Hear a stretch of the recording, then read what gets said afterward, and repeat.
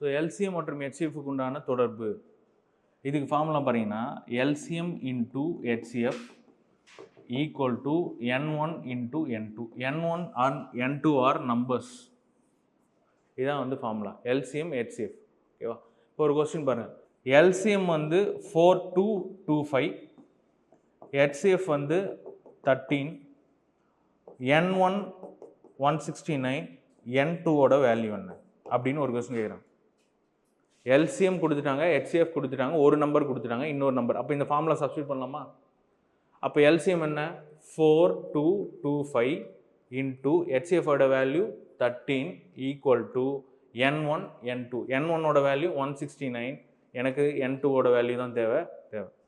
So 13 169. இந்த 13 இதை அடிக்க முடியுமா?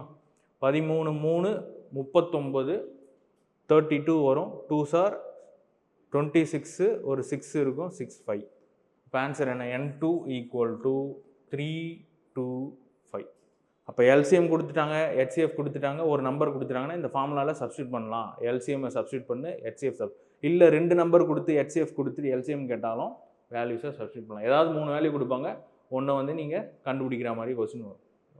இதுதான் வந்து relation between LCM and HCF.